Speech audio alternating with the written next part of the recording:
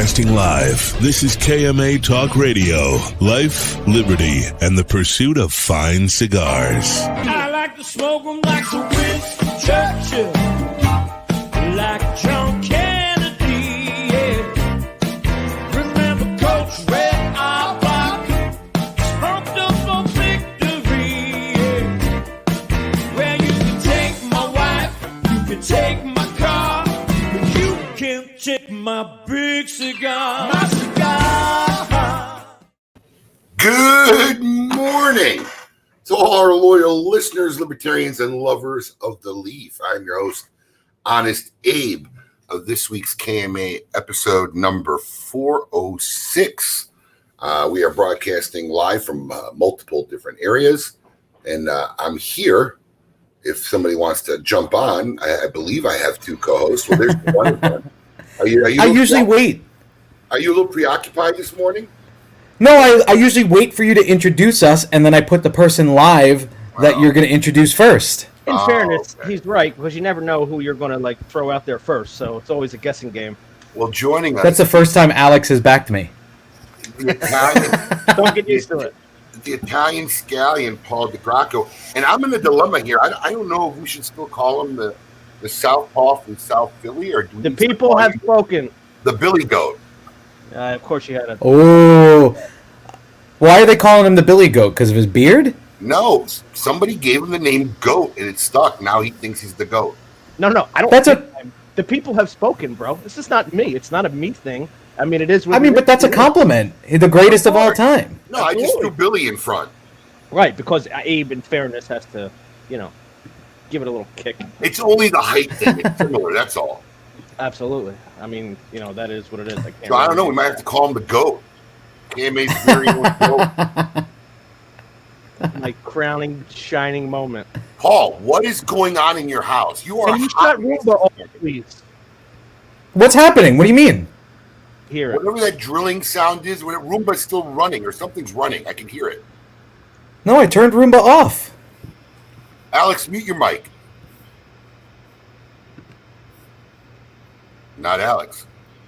Am I the only person who's hearing this? I hear it. Paul, mute your mic.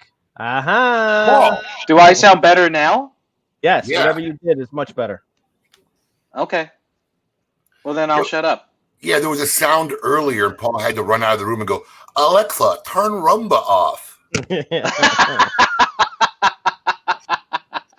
And guess what? It didn't stop. I said Roomba's just like his wife, doesn't listen to him either.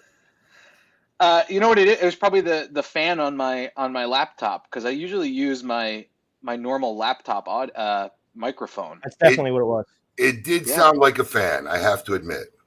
So that must have been what it was. Oops, that was me. Well, so it's been a while. Shocked Paul isn't wearing a robe.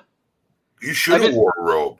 Evan, I have it right here. I'll wear it, but I was trying to class it up a little bit. We have Michael Herklots on. He's known for his attire. Then you should have worn an ascot with a robe.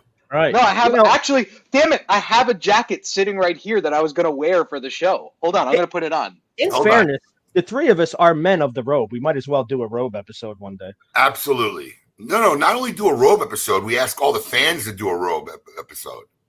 Yeah. Post their robe pics. And we'll figure out a price. Did Paul leave the show? Or he went to go get the jacket? Oh God. Here we go. Paul, there we go. Now I feel better. Here's the real aristocrat test. Paul, do you own an ascot? I did. I do not now. What happened to your ascot? Listen, when I moved to Florida, my wife told me you're never going to have to dress up except for weddings and funerals. So I had 15 suits and lots of shirts and ties, and she's like, get rid of a lot of this stuff. We're not going to have that kind of room, because at the time we were living in an apartment. So a lot of it got thrown away. I had an ascot that I wore to a wedding that I had to wear as a groomsman in a wedding. How bad is it that I know he would have an ascot? But I used to wear it. I used to wear it with my robe to mess with people. When we'd have drinking parties at our house, I'd come out with my robe and the ascot on. Those were the days. I have to give props to KMA top fan Kristen Els.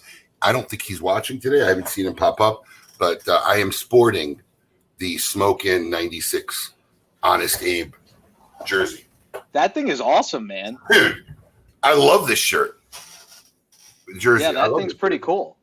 Yeah, so it's pretty cool. So I want him to know that I am thoroughly enjoying wearing the jersey. It was one of the coolest things somebody sent me. So thank you very much. Very cool. Paul looks like a bad sports announcer. Thanks, Allison. Paul looks like an out of work show producer. When I posted the robe picture the other day, Evan Darnell, the Secretary of State from the Red Meat Lovers Club, said, "I'm witnessing a professional rock bottom right now." It was. I agreed. My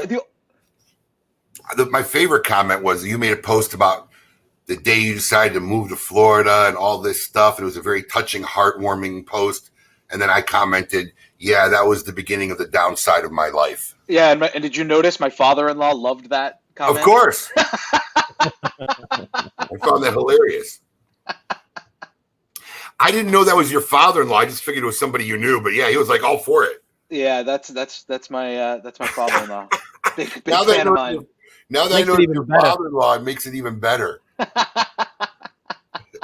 Now I got to friend request him. Right. Oh, he's off Facebook now. Why? I mean, he has deleted his Facebook and his Twitter account, and he's only using Parler. So, well, Parler. Good thing you downloaded it because you can't get it anymore. Parler? Google Play and Apple Store. Oh, that's right. Yeah. No, he has it, but yeah, he after the whole debacle this week in politics and Twitter banning Trump and whatnot, he decided he didn't want to be a part of them anymore. So, hey, but you're not familiar with Parler? They were talking about it for 5 minutes. It's this like awful social media kind of app. It was like MeWe, wasn't it? Yeah, but it became like the conservative landing space where conservatives can all talk conservative stuff and not get banned. It's not specifically for that, but it has become that. That's what it's become. Yeah. Alex, you look like you're sitting like unusually low. I'm unusually low. Yeah, you're like this on the screen. I mean, I'm a low person. I'm a low person. I mean, what the fuck? I'm a low person. I like that. What does that say? I'm above you then? I'm a You've low got person. issues if that's the case. We're probably floating around the same space, Paul. By the way, I love all the different unique Smoke Inn mugs we made all over the years. I even forgot how many different variations we made of these things. You know what's interesting? I actually accidentally, instead of grabbing my KMA, I did grab my Winter Wonderland mug, but I'm okay with that. Ah. Nice. Yeah, that was a big hit this year, actually, the Winter Wonderland mug. I saw a lot of people posting that. Well, what happened with the mugs were, I think for 2 years now, maybe 3 years, every Christmas, just as a cool little thing, I would have custom mugs made for everybody who worked for me. Everyone a different pattern. That's what mine is. It was from one of the years. And then she puts all the employees' names on them. So we've done that for years. That's why when you see my wife with the purple one or Ooh, all like the different that color one. ones we got. And then, we just had our 2 normal business ones, the wood grain and the mahogany. And then we did this really small run. I wanted to see how it looked like a smoke colored cup. This one. Right? One that kind of looked like smoke. And we just did a small run 30. I didn't think, people would go for it. I just wanted to see how it looked like. It was kind of experimentation. And they went in one afternoon. It was we did 30 of them. They were gone. And that's kind of when I kind of got the idea to do the limited edition. These weren't numbered or nothing. We weren't planning on it. But then we did the limited edition. And the Winter Wonderland, the one that Alex has got, was our first one. Only 50 made. They were numbered, and I think they're gone. Or there might be so there's only 50? I'm telling you, I've seen a lot of posts. Show the back. Show the back, Alex. See, they're all numbered. It'll tell you it'll tell you that's the collection series, the first one. Winter Wonderland's the name. It tells you the date. What number you got? 47 out of 50? 47. Yeah. You didn't even get one of the first 10, Alex? You worked there. Oh, that's not the way it works at Smoke Inn. The customers come first, and we get what's left, bud. Even better. They started selling so fast. Well, what happened was they weren't numbered on the outside of the boxes, so we had no way to differentiate. So I don't even think they went out in order. Like if somebody ordered second, they didn't get cup number 2 because they would have had to open up all 50 to figure out which cup was what. Oh. So, but yeah, they're nice, and I think we're going to do like maybe 2 releases a year, like just special design, one-off 50-run cups. That's it. The cups are great, man. Dude, I live by them. I got them all over. I live by them. The thing that's great about them is it's that insulated aluminum. So I have one somewhere here. Yeah, it's sitting right next to my bed. I live by that KMA cup. But I only put water in it. Do you mix water and coffee in your cups? Yeah. Oh, no. Once you put coffee in anything, it always tastes like coffee. I don't drink water out of these. I'll be honest with you. I drink mostly hot liquids, coffee or tea. I use one of these for water. I am with Paul. Cool? I have a separate one for coffee. Yeah, I mean, so do I really, but I would never fill that up with water. I'd fill this up with water first. Okay. But wow, you're like a real gym rat with that bottle, man. Gotta drink that water. So it was an interesting week. Why? Oh, we're not going to talk about stuff? Oh, you mean just about our guest? Well, yeah, of course. Our guest, the craziness in politics, we haven't talked to each other on the air in, 3 weeks? I've tuned myself out of politics completely. Oh, God, that's so great. I don't want to listen to it. I don't turn on the TV. I texted Alex because I was busy. What was it? Tuesday? I was real busy, right? So I texted Alex, like it was 9:30 at night. I said, what the fuck is going on? I just turned on the TV for a second. He's like, dude, they stormed the Capitol building. I'm like, no shit. Like, I didn't even know. And then went about your day? But I tell you what. No, this was at like 11 o'clock at night. He finally got himself back in the loop of what was going on. But I tell you what, like I'm my life's a lot more peaceful and pleasant and happy, and I just don't engage, man. I don't care. I really don't care. I think they all suck. I think they're all thieves. I think they're all finding the best ways they could rob us. So why waste my time? I'm done with it. I'm done with people who are all caught up in it too. It just doesn't get us anywhere. I'm just gonna live my best life. I'm done with it, and I love it. That's great, dude. I'm a little behind in shit. Somebody, one of our fans, Wes Reigner, he made this great meme about our Cigar of the Month Club, and I was too embarrassed to say, looks cool, whatever. And it was the Twisted Tea scene of the 2 guys in the convenience store. I saw it. That was hilarious. Okay, but I was too embarrassed. Then I kept seeing all these Twisted Tea things on Facebook. I finally texted all the guys from the shop. Alex was like, all right, dude, guys, I know I'm out of it. What the heck is with all the Twisted Tea memes? And they all started laughing at me. They showed me the video. And 4 days later, I finally understood his meme. And then I posted it on Facebook because I didn't even get it the first time around. So you didn't see it on Facebook before? I mean, you're pretty on social media. You didn't see anything about it? Listen, let me explain Abe's social media. Abe's social media consists of 80 notifications in 15 minutes, every 15 minutes. Literally. And I try to respond to all of them. Right. You know? Wow. Listen, what I'm doing on social media is basically what Rocky Patel did in the early 2000s. But without social media, he would just go from city to city to city to city to city to city to city to city to city and literally try to interact with every fan and every consumer out there. And get his face out there, right? Yeah. That's how Rocky made his company. Rocky would do 20 events in a 30-day month. Wow. Seriously. He would show up for an event in my shop, just waking up hours. And my event would be 7 o'clock at night. And he just waking up hours before from the event the night before. He ran like a machine. And I have the privilege of doing it in 2020 with social media, and I can interact with everybody, and it's so cool, dude. We made a lot of great friends in the last couple of years through social media, and people I haven't met. I mean, that's the craziest thing. I feel real close friendships with people I haven't met. I don't know if you know this, Alex, but the Pausers, they found us this year or early last year. They're in Juneau, Alaska. They've become family, like hardcore Smoke Inn fans, they're going to be in New Orleans next week, man. And they say if it's crazy down there, they might get in the car and just start heading east. Hey, I mean, it's a 11-hour drive or something, right? Yeah, I mean, if you're coming from Alaska, what's an 11-hour drive? Right. But Did they drive? We've never met them, and if we don't meet them now, I'm sure they're going to come to the Great Smoke in 2022. But it's so cool to the bonds we make. So yeah, literally, if I'm on social media, I'm not trolling videos. I'm literally all my time on social media is just responding to notifications all day. Paul, did you just ask if they drove from Alaska? Yeah. No, you can drive. They're flying to New Orleans, but they're renting a car. Alex, wait, hold on. You know that Alaska is not an island, right? It's connected through Canada. I get that, but I mean that's like an insane drive. I know, but people are doing that now because they don't want to get on airplanes. So I know of people that are going out to LA they're like, listen, we want to see our family, so we're driving.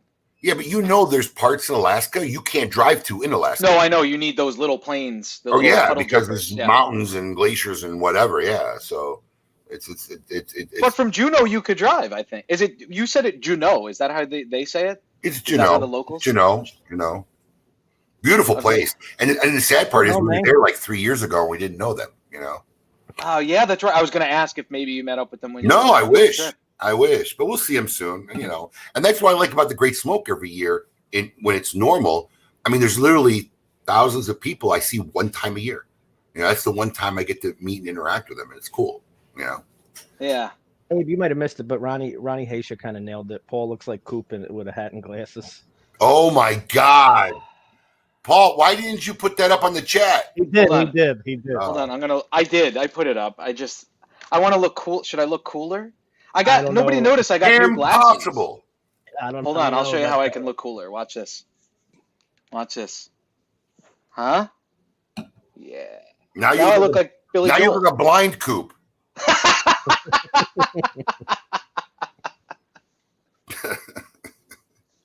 Well, Howard Stern does a radio show with his glasses on the whole time. I feel like I could pull it off. I haven't worn sunglasses. Listen to me, I used to be a sunglass freak. When I first moved down here, I was mid-20s, 20. So between like 26 and 30, I would have like 8 different pairs of sunglasses at any given moment. And I haven't worn sunglasses like in 10 years. Yeah, but because you wear glasses now, mine are prescription. Look at those. Hold on. I just got my first set of prescription pair of sunglasses. I feel like I just broke out of jail. And so your cool eyes get so used that you can see through. Yep. It was great.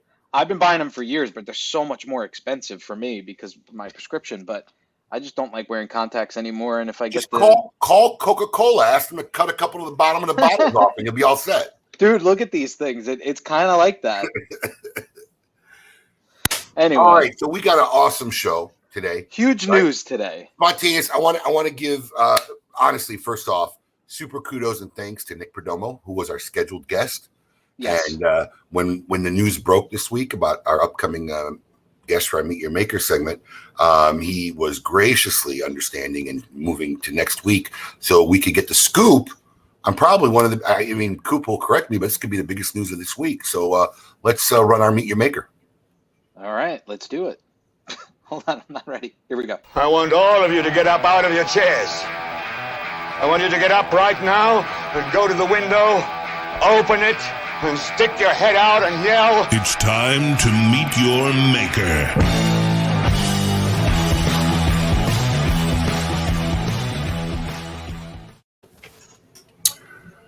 There he is, Mr. Debonair himself. Every time I have been on this show, we talk about the same shit, and I have to spend ascots correcting the record. Number one. Listen, I know you've never worn, but we did this week. You wore one once. No. He's been waiting. I've never worn an ascot ever. I've also never worn a jersey with my name on it. Just if we're trying to make sure that we're being factual, I've also. It was a gift. But it was a gift. Ascot, no. Scarf, yes. Ascot, no. Scarf, yes. But you know where I come from, Mike? Scarf, ascot. It's like two sides of the same coin. No problem. Just correcting the record. Because he's not wearing a winter scarf. He's wearing like a fashion scarf. No, that's a winter scarf. It's freezing out here. Yeah, but I've seen you wear scarves in not freezing weather. Yes, Yeah, correct. I'm pretty sure some of your pictures from Manhattan over the summer, when you were saying how much of a ghost town it was, you were wearing a scarf. Scarf, yes. No ascot. So yeah, But I will say that my favorite outfit was the one you wore at TGS one year that I think we revisited recently. The paisley pants and whatnot. The purple paisley pants. That was epic. Purple paisley pants. Listen, I'm in training. Everybody knows why I'm trying to hit the gym and lose some weight. I said, I got Melanie Cisco, Kim Keeney, and Michael Herklots as my co-hosts with Great Smoke. I'm not going to be the out of shape big fat guy. So I'm trying just to get in a close level of these three people. It's going to be awesome. I can't wait. This is going to be such a great event. We're excited about it. We're excited you're coming down, but we don't want to talk about the Great Smoke, Mike. We want to talk about the big news this week. Before we get into that, I just want to talk about the closing moments of shutting down Nat Sherman, right? I mean, your postings on social media were almost documentary-esque. They were very moving. They were very touching. And, how emotional of a time was that for you? Well, it was an emotional year, really. I mean, we started the process back in October of 2019, I guess. There was a lot of hope that we were going to be able to successfully transact, and we were close. And I think we've talked about that on shows before. Ultimately, COVID proved that to be unsuccessful, and despite even our best efforts after to kind of repackage it and find other buyers, just didn't come to fruition. I think, though, as emotional as it was, there was also a bit of that sense of relief, which I'd hate to say. I mean, I was talking with the folks from PCA the other day, and they said it must have been a gut punch. And I said, it really wasn't a gut punch as much as just like watching something die.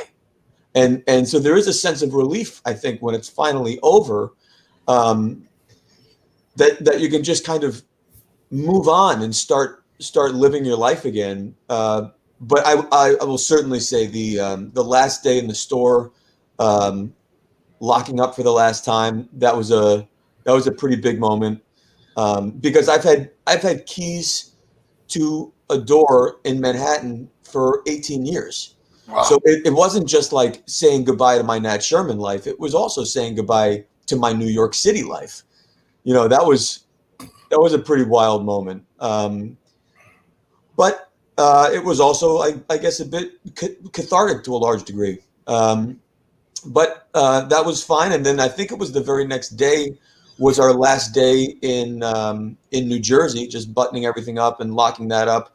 And, looking back, I certainly see that those videos may have proven to be a bit more dramatic than I intended them to be. But the problem was we didn't close the business because we did anything wrong. And so that means that if this were normal circumstances, we would have had a lot of events and other things to celebrate the legacy as we wound it down. But we couldn't do any of that. And there were so many people who were saying, I wish I could get into the store one more time. I wish I could see you guys one more time.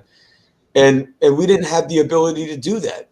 So to me, it was at least important to try and bring people along to kind of experience it with us, because they would have had we been under normal circumstances. Now, obviously, I would imagine, I'm making some assumptions here, there was maybe some thought and some maneuvering about you doing something with the brands. And I think there came a point where, well, that is my question. Did you come to a point where you really felt this was done? There was anything could be done about it? Did that point in your mind actually happen? Oh yeah, that was the point. I mean, August, I think we made the public announcement August 4th, something like that we did not successfully transact. We did not find a viable buyer that met the 3 criteria that we laid out for a successful transaction. And therefore, the brands were not sold, and all employees go on severance, and we shut down. as far as I was concerned, that was it, period, full stop. And at that time, had you tried to do something that you weren't able to, or did you even not have the opportunity at that point? To be honest, I didn't consider it because didn't even consider it at that point. Okay. Let me say that differently, because of course, the moment we announced that we were exploring a sale, obviously any person that hears news like that says to themselves, oh wow, wouldn't that be neat if I bought it, or we got a group together and bought it, or any of that stuff. Right. How cool would that be? You're talking back in 2019, this was a thought. Sure, but even through all of it, I mean, just like in the back of my mind, like, I wish I could, or wouldn't it be neat if I could? But the problem was, Abe, my job as vice president of Nat Sherman International was to help guide this transaction process. There was no way I could have meaningfully participated as an interested party, because there was so much work to do to manage and help manage that process. There were a lot of people, and so I really just felt it was a conflict, number one, and too big of a lift. I mean, I've worked for companies for 20 years, but I don't have an entity set up. I didn't have a company set up. I don't have a back end set of employees that could, help facilitate a transaction like that. So an entity transaction just wasn't in the cards for me. And it was also clear that we were not interested in selling the brands only, that there was a very clear criteria of a successful transaction. And so I just assumed it was done. All right. So August, you close. As far as you know, everything is finished. At what point does this start to come to the seeds start to grow out of the ground where you see this possibility and then start moving towards it? It was probably maybe a month later, maybe a few weeks later. I don't remember what the exact timeline was. I just remember thinking, well, what caused it? What changed it? What happened that made it now a possibility? Well, there's a difference. The transaction was done, right? It was not going to happen. We had notified employees. All employees are going on severance. The brands are going to be held. That's it. What I was experiencing, though, was in the weeks that followed that news, there was obviously tremendous support. In fact, I think I was on your show that week in August. And I didn't leave the company until November 15th. I mean, I was still going in and working and trying to wind down the business after we announced that we were going to close. We also did, in-store sales. So there was a tremendous amount of work still going on.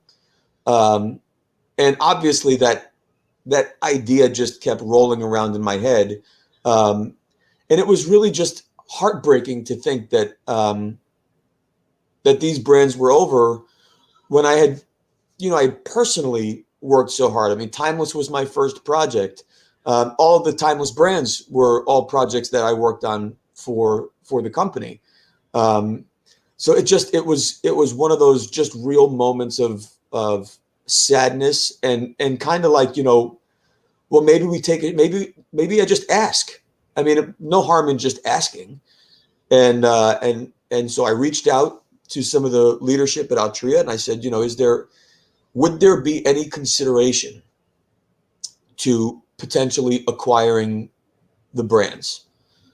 And not long after that question, they said, put together a proposal. So I met with our former CFO at Nat Sherman, Brendan Scott, who we've worked side by side for 9 years together. And we kind of talked about this idea. Like, do you think this is something that we could actually do if they allowed us to do it? And he said, well, I'm in if you're in. And I said, well, I guess we're in if they're in. And so we put together a proper letter of intent and a plea for consideration. And I'll tell you, Altria could not have been more more excited and enthusiastic and supportive. I mean, saying things like, you know, we would love for these to live on with you. And so we got to work and we got scrappy and we formed our company. Then we funded our company, and then away we go. And here we are in the first week of 2021 as company owners, brand owners, and I didn't realize entrepreneur was French for broke. I missed that in the broke for a long time, my friend. But you know what? What an amazing feeling. It's really awesome. You know, it's funny because I tell business guys who, you know, I get asked for advice often. I try to tell them, look, you know, here's the problem. Unless you just got crap loads of money to start a business, here's the dilemma. You're not going to make any money if you fail. And if you do really, really good, chances are you might not make any money for a while either. I didn't make money for God knows how many years because everything we made, I kept fueling back into the business. You know, especially if you open like an establishment like a restaurant, you kill it, and that's your one location. But if you're doing anything that has growth, especially the tobacco guys, all the guys who want to start their tobacco companies, I tell them, I say, oh, well, we're going to share profit. I said, what profit? I said, you don't get it. There's no profit. There's no profit for a while because if you're not making it, you're not going to have profit. And if you're doing really good, guess what? You got no profit because if you're doing really good, what you're going to need is more money. Hey, Brendan, I'm on the KMA show. We have a big fucking problem. He said we're not going to make any money. Yeah. No, he said no money for years. He said no money for years. He literally just said that. Listen to me. Let me correct myself. It's not that you can't make a profit, but you don't see it because you reinvest it. It goes back into the business, right? Yeah, it goes back in the business. And that's the struggle early on, man. It took a very long time before there was like profit that I was actually able to say, oh, hey, look, there's some profit in my company. We got some money here. Listen to me. I remember talking to my accountant. You got to remember, you know, I'm not college educated. I went to, I mean, I didn't finish my degree. I went to Indiana University for 2 years, Loyola University for 1. I'm not, you know, I don't come from a financial genius family. So for many, many years until I could afford quality people to help, I flew by the seat of my pants in my company. And I remember talking to my accountant one year. I said, look, how do we do all these numbers and have no money at the end of the year? I mean, I just couldn't figure it out. I was like, stop buying product, stop building stores, and maybe you'll have some money. I was like, oh, okay. You know, it's crazy. But, you know, the one thing that I do notice, and typically of guys in your position, Mike, guys who have been employed, I have never been employed by anybody in my adult life. So I had jobs when I was younger, but literally kind of like started my own company in my early 20s and just been running on whatever I did on my own. So, but when guys like you have worked in the system and for corporate America for a long time, it's a very hard leap. And I've seen a lot of guys struggle and balk at it when now you have to say, oh, wait, I got to put up a lot of money to start something. And, you know, especially with their savings or whatever. And a lot of people have a hard time making that leap.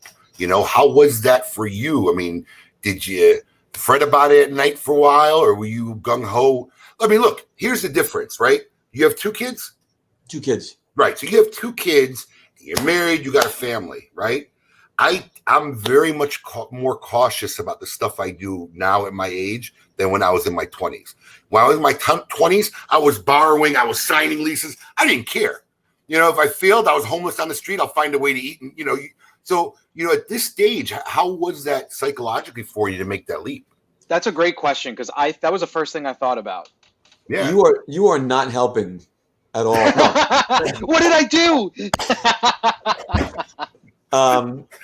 Look, it was a big decision. Yeah, it was a family decision with my family, with Brendan's family, but it was a no-brainer. I mean, I've worked for companies for the last 20 years, and I really felt like if someone was going to hire me, they were going to hire me because they knew what I could do and they've seen what I've done. Mm-hmm. And why on earth wouldn't I just do it for myself, for my family?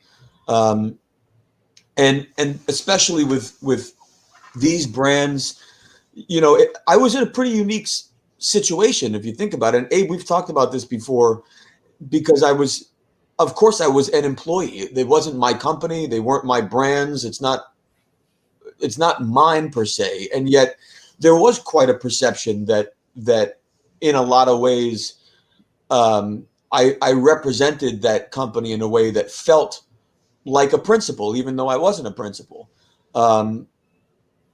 Now I am the principal with my partner, and it just made the most sense. If I'm going to work this hard for another 20 years, as hard as I've worked the last 20 years, why not do it for me, for Brendan, for our families, for our legacies? It just means more.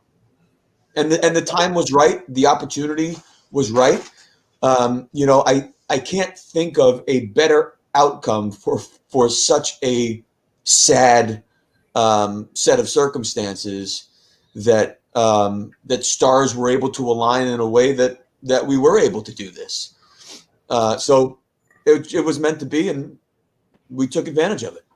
I gotta believe, because it was from somebody internal, right?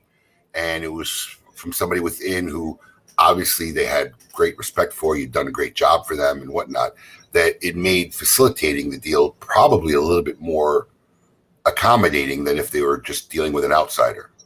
I think there is something to keep in mind, and I know it is a point of debate at times, Altria's real feelings for premium cigars.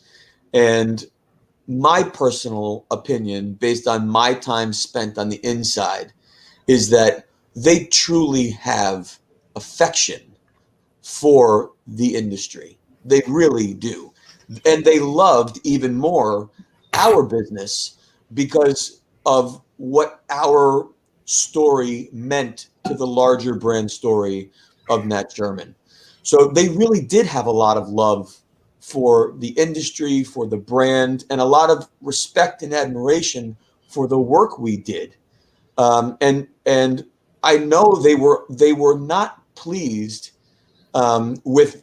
I shouldn't say that they weren't pleased. They were saddened by the reality that they had to close or sell the business, but they didn't have to try and sell, but they did try and sell. And they tried for months and months and months and kept all of us employed throughout the process and through a pandemic. That was not an inexpensive venture. They didn't do it for some major return. They did it because they truly believed it was the right thing to do for the company and for the legacy of the brands. And I'm so grateful to that.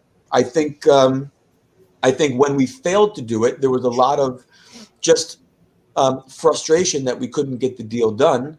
And so when we did bring up the prospect of potentially moving forward with just the brands, there was genuine enthusiasm to help get it done. And I think you're right, Abe. I think because we were inside, because it was kind of a bit our work and our legacy as well, I think that probably made it, it just felt right for everybody.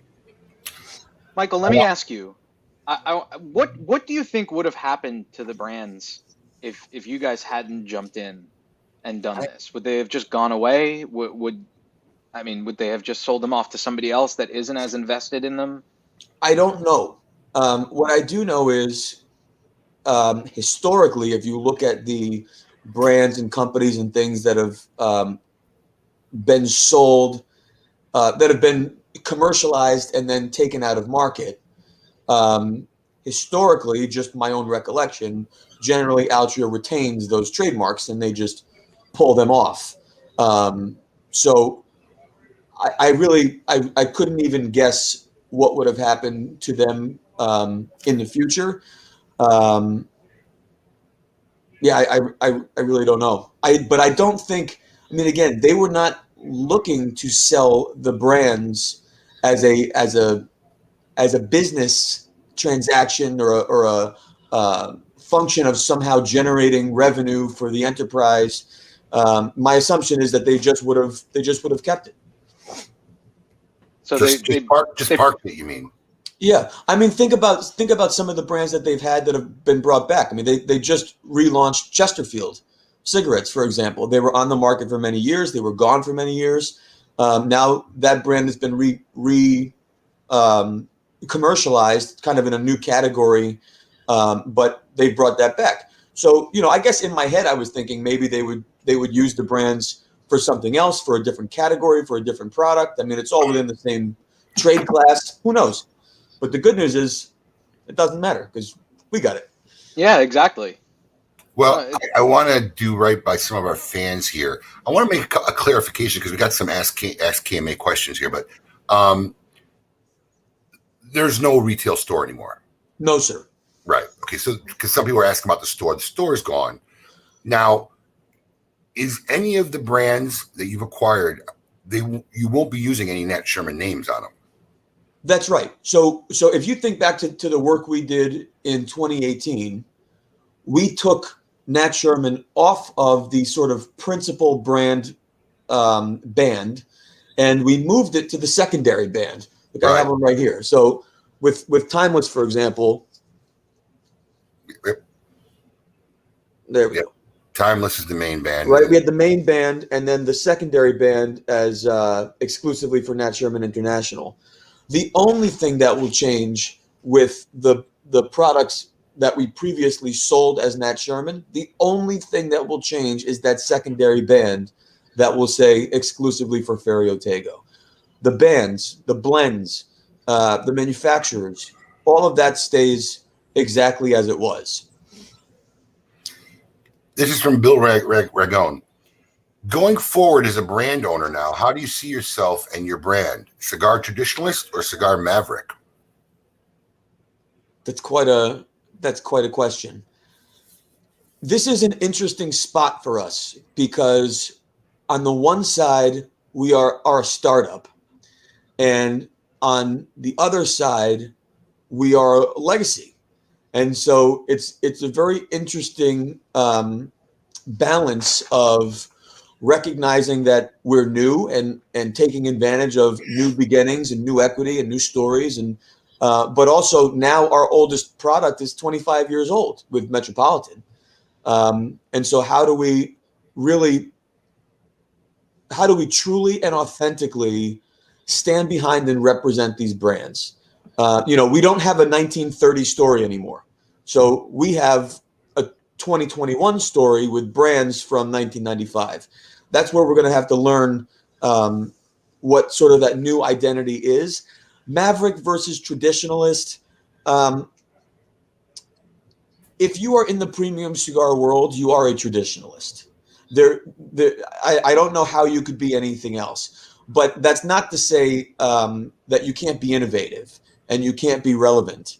I think our plan, and let's not forget, we're 3 days into this. Our plan is to of course be reverent and appreciative of the industry and its history, and respectful of the industry and my peers that are in it that I've learned from these last 20 years. But it is also, I think, to move forward in a 2021 post-COVID mindset. And to me, the idea that anyone would be rushing to return to business exactly the way they did it in 2019 seems awfully crazy. I mean, Abe, you're the perfect example of managing the chaos and pivoting live in order to accommodate your customers, try and keep things seamless, but also innovate and change the way in which you do that. I think a lot of companies are thinking that way, and certainly we will continue to apply what we've learned in the last 10 months, what we've learned in the last 3 years, what we've learned in the last 20 years to help guide what we will be moving forward. But certainly a bit traditional, but certainly relevant and innovative. You know what's funny? I've heard that a lot about navigating the pandemic, and the chaos. But as I think back upon it, I think my whole career has been chaos. It's been a constant pivot, whether it be new locations, whether it be the online, whether it be social media. I just think that's what business and strong entrepreneurs do. You have to constantly pivot because it just always feels like at some point I have very little short periods of peace and doldrums, in my career.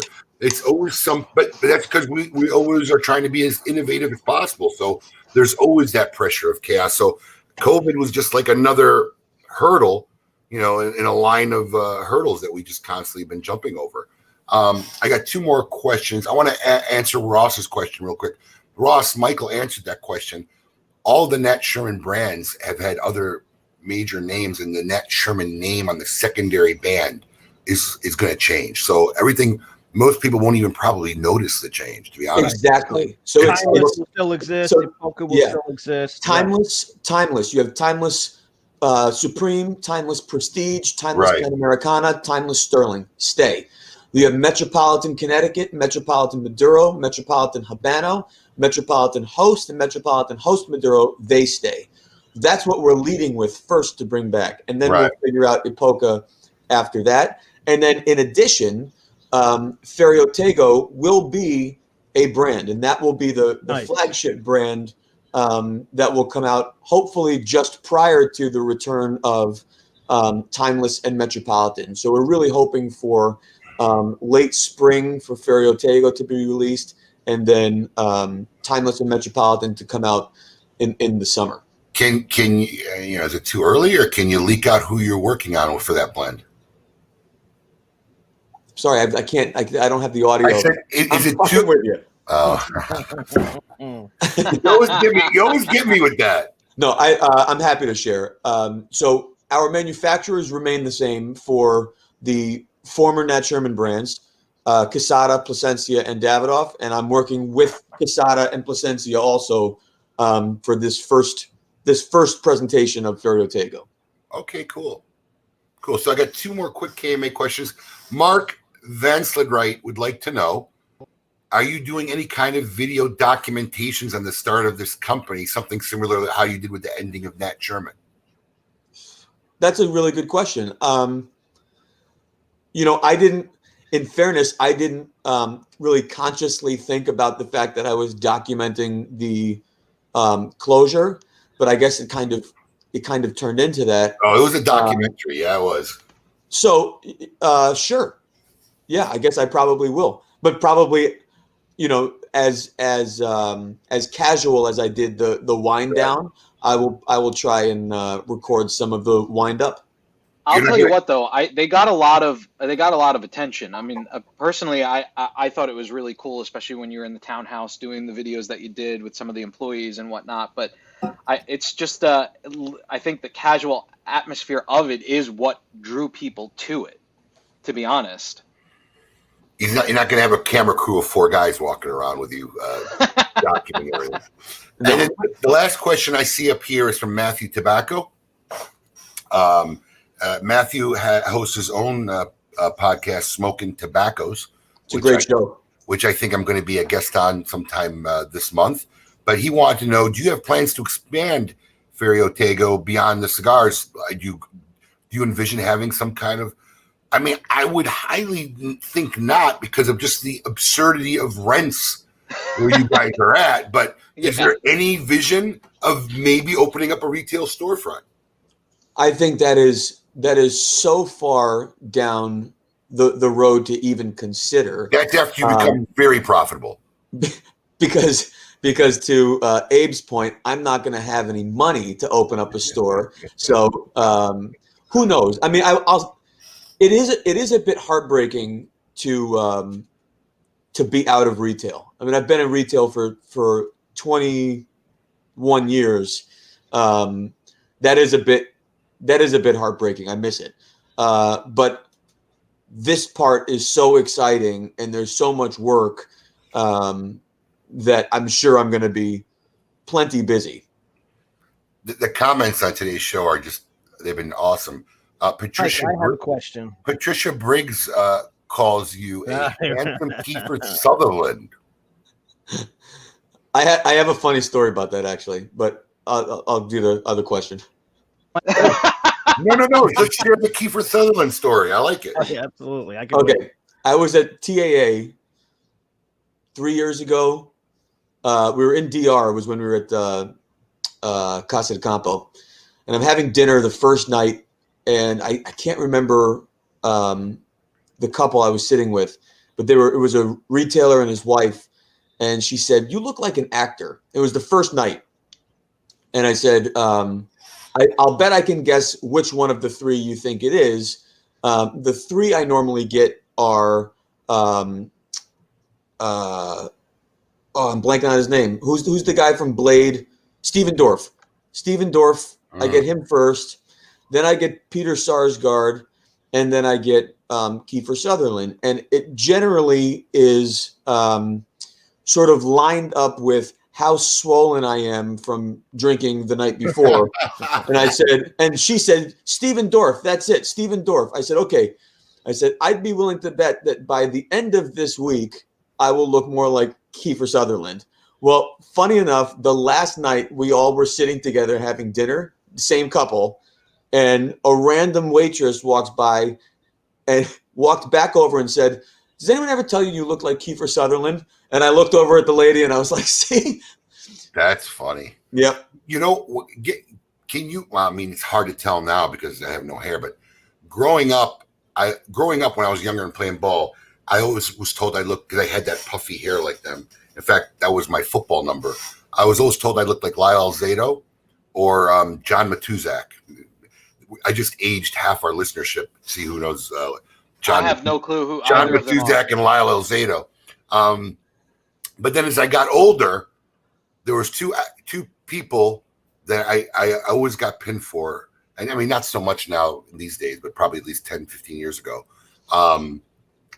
Luciano Pavarotti. And then when I used to have some hair, and then John Rhys Davies. I used to get that a lot. You know who John Rhys Davies is? No idea.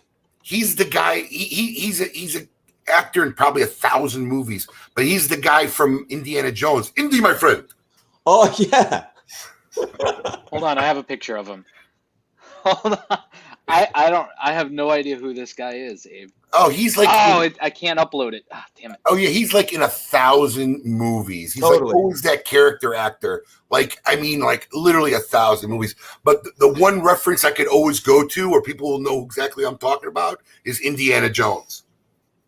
I just can't picture the face. I remember the guy. There I it know is. who you're talking about. There it is.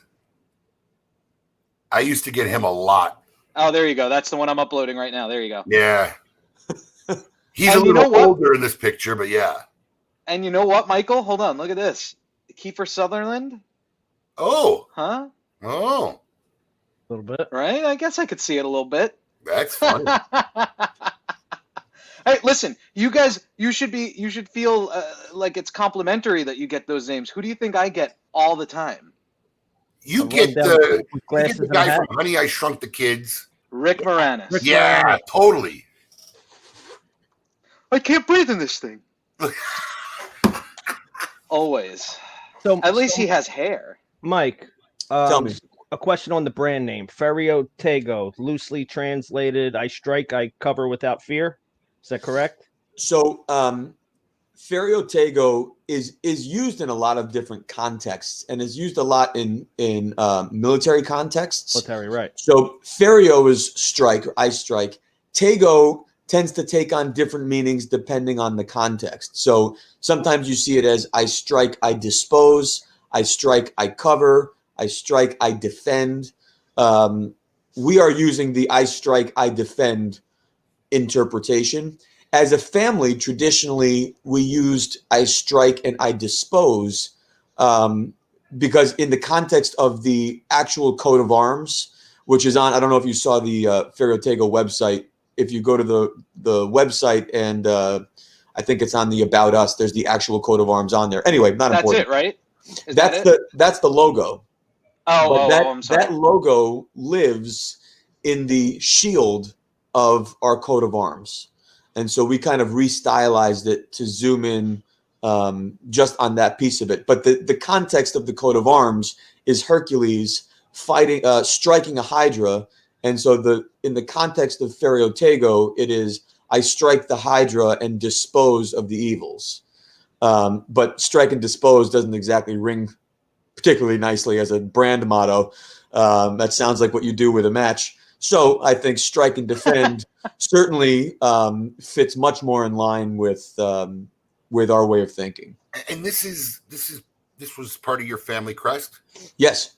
Now, I'm just an average guy, but is family crest, that's strictly a European thing? You have to have European descent for family crest? What regions of Europe have? I mean, I know England had crests, but is that where that comes? Scottish people have crests. Yeah.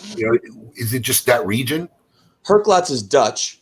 And there's I remember going back and looking this up, years and years ago, but there is a lot of lineage with coat of arms, but then there is the ability to just create your own coat of arms. I mean, they actually have outlets where you can sort of input things about your history and your past, and that helps you pick some of the heraldic items that you can sort of assemble onto a coat of arms and create your own. I think it's very cool. I've always been aware of our coat of arms, Herklots with an S, and this coat of arms dates back to 1641. So I just always thought it was such a cool part of our history. It's actually a funny thing. I met a very distant cousin, Herklots, who came to Nat Sherman and walked in the store from the Netherlands, and he's probably 15 years older than me. And honestly, he kind of looked like me a little. And he had the family coat of arms ring on. Oh, that's cool. It was really, really wild. Yeah, I like my family doesn't have, to my knowledge, a coat of arms, Abe. I'm assuming you guys don't either. No, we don't.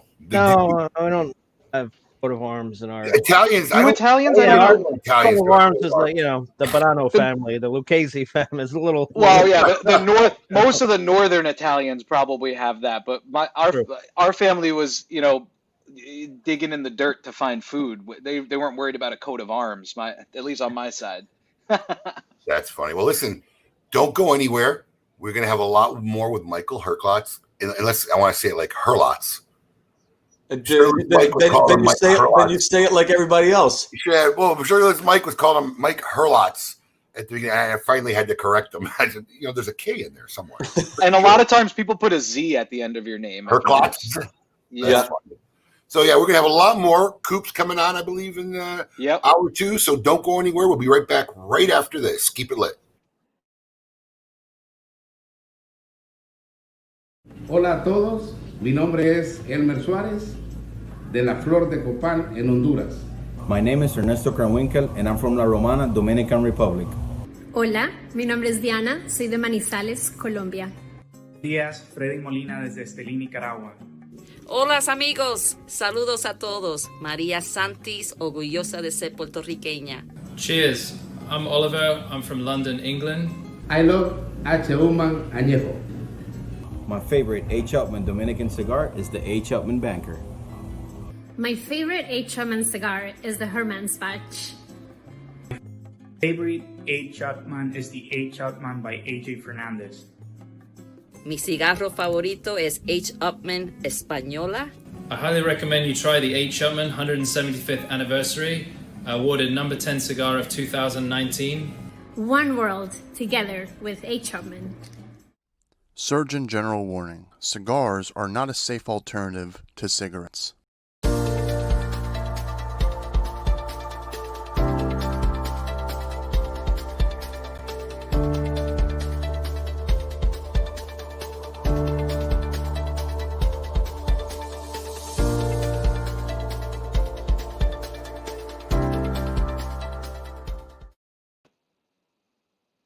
All right, we've got a brand new sponsor we want to talk about again here on KMA Talk Radio. It's Bonner Private Wines.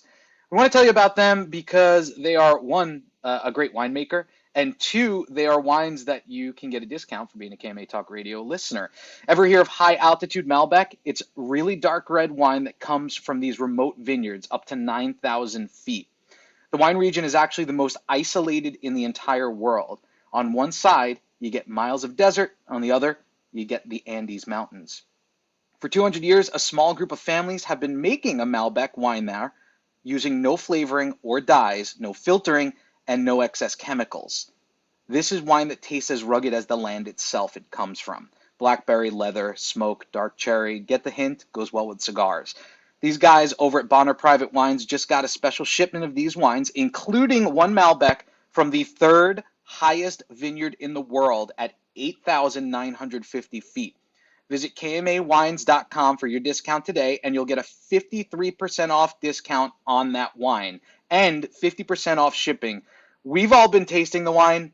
It's delicious. I actually need to do another order because my wife and I went through it during the Christmas break.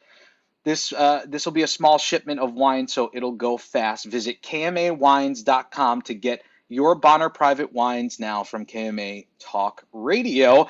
And we are back on KMA Talk Radio speaking to Mr. Michael Herklots, now of Ferio Tego. And when we left, we were talking about the coat of arms, how important it is to your family. And Michael, what I know it's in the press release, but you got something to say, Abe? Go ahead. You're muted. Muted. I just want to transition because you couldn't have a better guest if you're going to talk about wines, because there's one of the epitome of wine guys that I know. So I think I have a bottle left from the batch you gave me. So I'm going to send Michael. I'm going to send you up one of their. I don't know if you ever had any of their wines. No, I was just looking it up as I was listening to the ad. I'm going to send you a bottle of one of their wines, and hopefully it'll be something you can enjoy. But I also want to personally shout out because, in this industry, we know each other, and sometimes we call upon people for favors here and there. I remember when I barely knew Michael, and we were selling Davidoff, and this is like, I'm going back at least 12, 13 years, and he was working at the Davidoff store, and Davidoff always released some Davidoff store-only cigars, and one of my regular customers who was a big Davidoff freak, but he wanted one, and he didn't want to buy it from the Davidoff store. I guess he had a bad experience about something or whatever. So I actually reached out to Michael, and he helped me out. And listen, there are guys in this industry who'll help you out. And then, I called Michael Fry once, and because he's well connected in Las Vegas and California, I needed a favor for something. And it was like, let me see what I could do. And I never heard back from him again. So when we went to Napa the year before last, I knew Michael was a big wine guy, and I'm going to tell you something. Michael single-handedly made my wife and I's experience in Napa probably is about as spectacular as it could get. He didn't just connect to me with people. He followed up on emails every day. What are you doing? What did they get? Where are you going? What's this? You got to do this. And I don't know what he told people. I'm not kidding. I don't know what you told people. Or if it was the guy from the Harvest Inn. God, I can't remember his name. I'm blacking out. Who's the general manager at Harvest Inn? I'll come up with it in a minute. Hold on. Yeah, I'm blacking out too. Great guy. I fell in love with him. But everywhere we went, I felt like Mr. Icavano from Tin Men. They were like, I don't know who they thought I was, but they all thought I was somebody uber special. And it was funny. Is it Nathan? Yes. Nathan. And if you're ever going out there, go to Harvest Inn, see Nathan. It's like staying with family. They were incredible to us. Cigar friendly. They were awesome. And literally, we would go with other couples. You take these small little groups. Sometimes we were with one other couple for a lunch or something, and they would come out and, Mr. Babin, we heard you were coming. We prepared something special. And I see them. Oh, my God. Oh, God, yeah. And then they come who the hell is this? And I'm like, I don't know. Brandy must have been impressed. Bro, everywhere we went. Listen, I'm trying to get him on the show here because when I talked about his wines. Ghost Horse. Yeah, Todd Anderson, Ghost Horse wines, right? So, we kind of got a little carried away. So by the time we had a tour at Ghost Horse Winery, we were a little tipsy, tired. My wife wanted to go back to the room and just take a nap. So I had to call them. I'd never met Todd Anderson. I heard of Anderson Con Valley, but I never even heard of Ghost Horse Wine. And I said, look, my wife's not feeling up to it. I really apologize, But I think it's common that happens. So they weren't shocked, especially if you have a late afternoon appointment. You get burned out, And no, they're no problem. So my wife and I go back to the room. We're chilling. And then I get a call from the lobby. They say, yeah, Mr. Todd Anderson is here at the bar for you. I'm like, really? So, yeah. So I go down there. He's bought wines. And oh my God. I didn't know this. Listen to me. True story. He's bought wines. And then they had a little like outdoor screened-in patio area. They were having a staff meeting. And Nathan asked everybody to move. He moved their staff meeting. And then Todd and I sat there. He's a heavy cigar smoker. We were smoking cigars. We must have went through 3 bottles of wine. My wife woke up, joined us later. And we spent like 4 hours drinking phenomenal wine. Anderson Con Valley, the Ghost Horse, if you can get it, is a little more pricey. It's so good. These guys were like I don't know who they thought I was, but it was probably one of the greatest trips we have, and that is personally, I thank you, Michael. I know I've thanked you before, but I can't thank you enough, man. That was a great trip for both of us. My wife still talks about it. Michael, you ruined him because my wife is a sommelier, and I was giving Brandy, we give Brandy and Abe a little something every year for Christmas, and I pulled out, we have a wine fridge here, so I pulled out a wine that I really like, and Steffi goes, "What the hell are you doing?" I'm like, "What? This is a really good Super Tuscan." She goes, "That thing's like $15. You can't give that to them now." She's like, they're like Napa people now. You can't. No. So there's a shelf that I'm not allowed to touch. She picked a good one. She picked a good bottle. I mean, it was probably from 2011 too, I think, or 2012. I looked it up. That's a real good bottle of wine. So our friend works at that vineyard. So it's one that was gifted to us actually. Well, she gave us a lot of them, but I was like, "Wait, don't give him this one. This is from the bottom shelf." She's like, "No. You have to give them this one." But it's great though when I go over to Abe's house now. Ball is. Well, no. Listen, my wife is a level 2 sommelier in the Court of Master Sommeliers, and I happen to have a good palate, I guess she says, because I like some really good wine. But there are wines that I really enjoy that you can get for $15 or $20 that I think are really good wines. So I was giving you and Brandy one that I buy on the regular. It's it's one that we usually buy like a case or a half a case of that I just like to have in the house when I have Italian food. I like to drink a Super Tuscan. Meanwhile, we gift them bottles of Artemis's, and he wants to give me some table wine from Olive Garden. It's from my people. Hey man, as long as you like it, who cares? Hey, it was a 2016 bottle of Silver Oak. That's not what I gave you? Yeah, it was. No, I didn't give you. It was I'll ask her when she comes back. It was not Silver Oak. No, I have a bottle of Silver. No, that wasn't from you. That's right. That was from somebody else who told me about. Yeah, I remember your bottle. Mine was the one with the label. That's right. That's right. I can't remember what it was. The label's in the bottom of the bag. Yeah. Well, it sat in his humidor so long, the labeling defaced. Yeah. There's a bunch of bottles in there that we have to tape the labels on so we know which one it is. Yeah, that's called counterfeiting, bro. Oh yeah, it's so old. Oh, the label fell off. I can't believe it. It's so special. Chris Dennell, it's a 2-part check. I'm wearing your jersey, Chris. But man, I'm so glad. I'm so glad that you got to experience Napa. My wife and I were actually planning to go this past year for our 10th anniversary, and I wanted her. I've been to the Harvest Inn a bunch of times. We've done business with them for years. And all those chefs and winemakers and stuff that you met are just people that I've met over the years, and so it's no different than if someone called you, when you have genuine friendships, people really just pull out the stops for you. You know what I mean?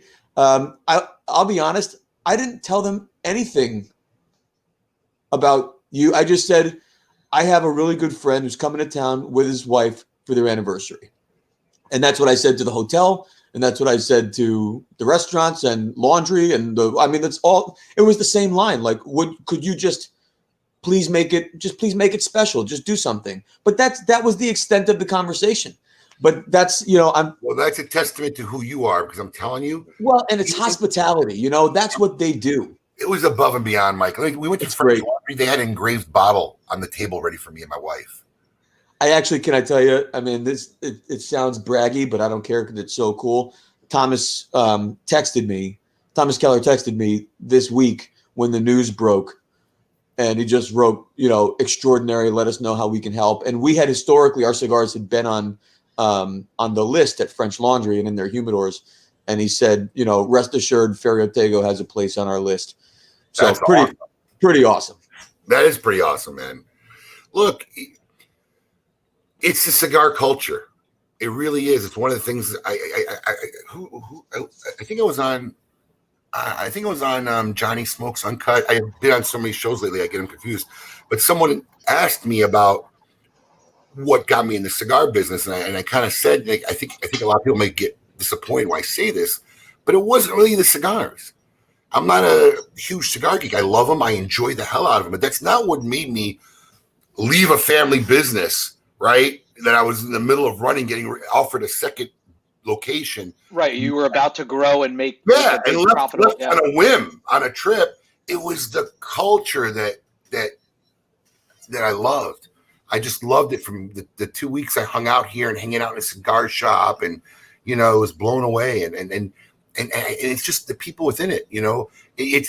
There's really very little people who I would say are pricks or jerk offs in our industry. I mean, there are. Every industry has them, but I think if you compare any industry from industry to industry, the ratio of that kind of presence in our industry is got to be so small compared to other industries. I would agree wholeheartedly. And what you see, I mean, of course, there are jerk offs in every business, in every industry, and no problem. But I don't know if there are as many incredible people in other industries as there are in ours. I mean, when you're talking about an industry where presumably we're all competing, and it sure seems like we all like each other a lot, and because we do. Yeah. You know what I mean? It's so incestuous. The fact that our biggest competitors are also our biggest customers, and it's constant that ebb and flow, but truly and genuinely, we wish the very best for each other.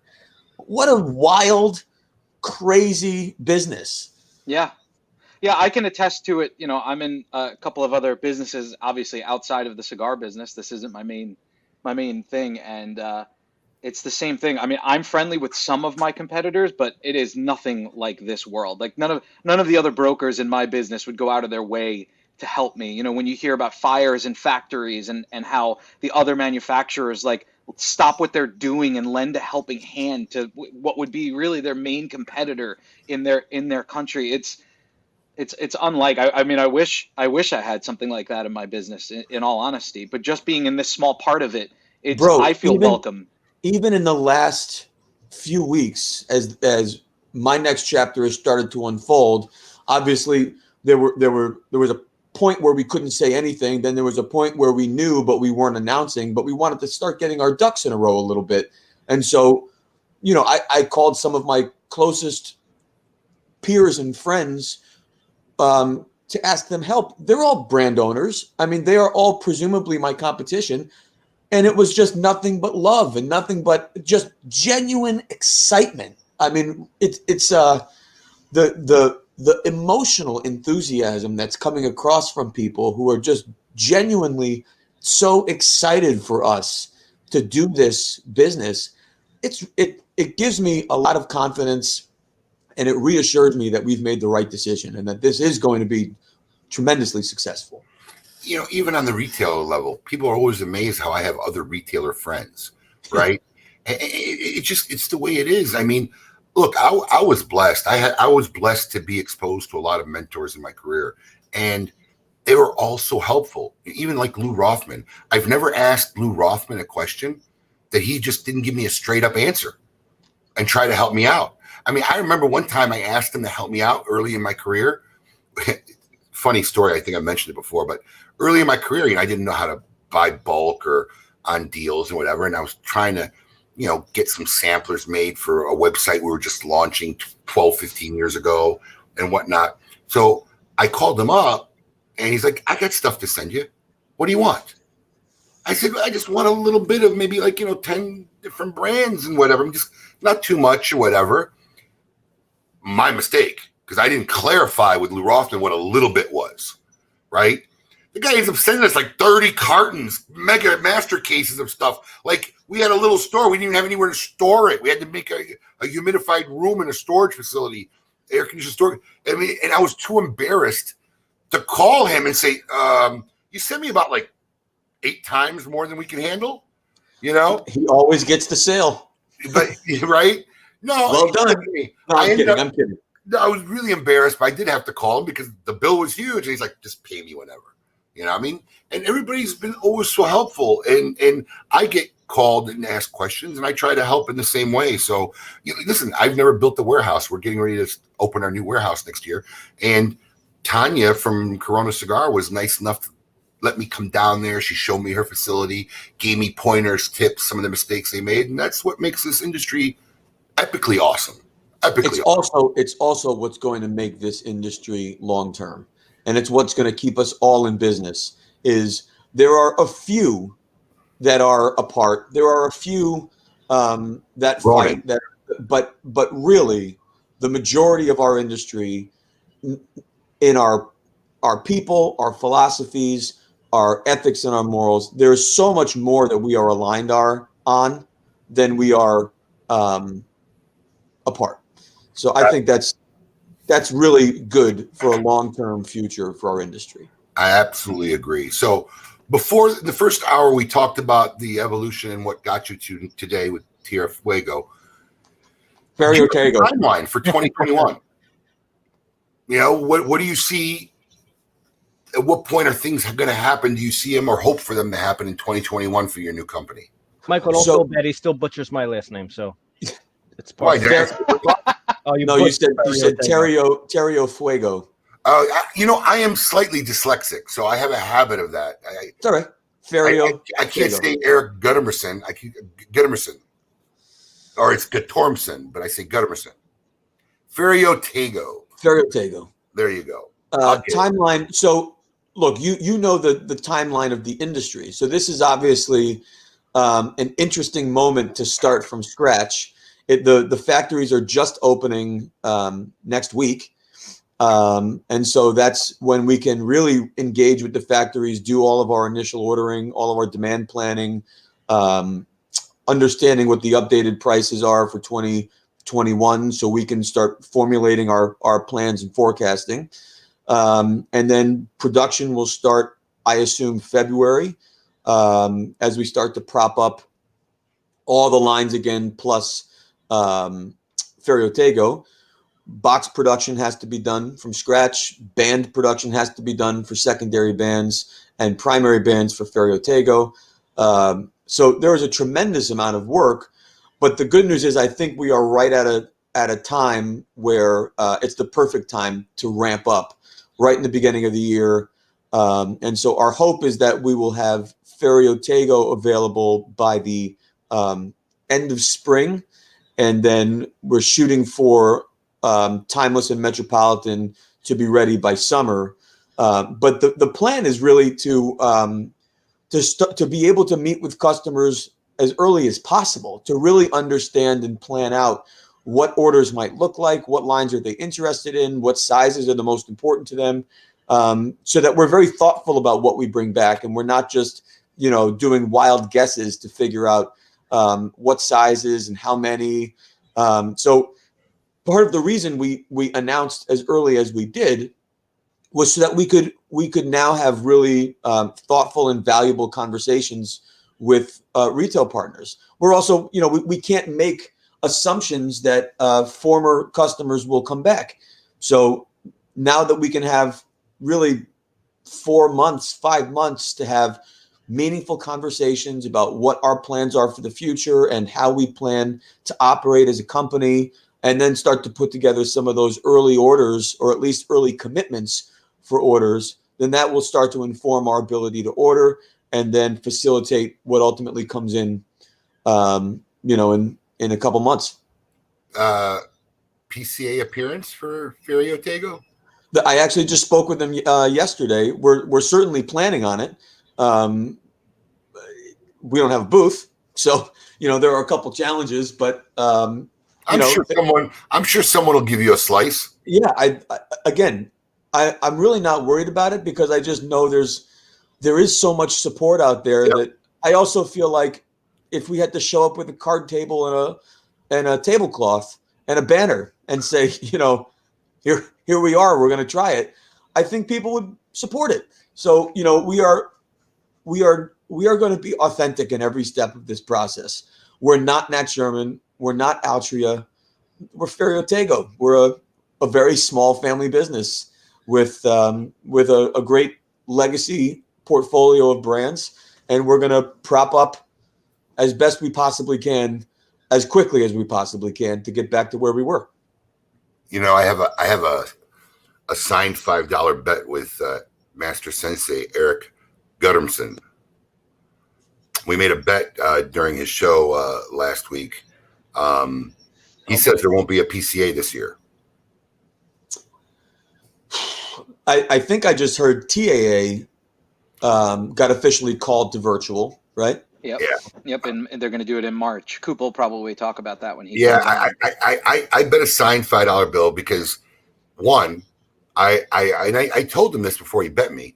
I know they already are looking at alternate locations should Vegas not allow the event to happen or be ready for the event to happen in the way that it needs to be happened. So they're already working on alternate locations in other parts of the country. And I just don't think it could survive another year of it not happening. I think it would be an epic mistake if they didn't find a way to make it happen this year. I think you should have been the chairman of the trade show committee, because then presumably there might have been a virtual alternative at significant scale, which would be required, which we're doing with the Great Smoke. They don't like people like me. I talk too much. Well, I don't think that's true. I hope there is a show. We need togetherness in a real serious way. And there's, our industry especially, there's just something about being together. And that's July, August.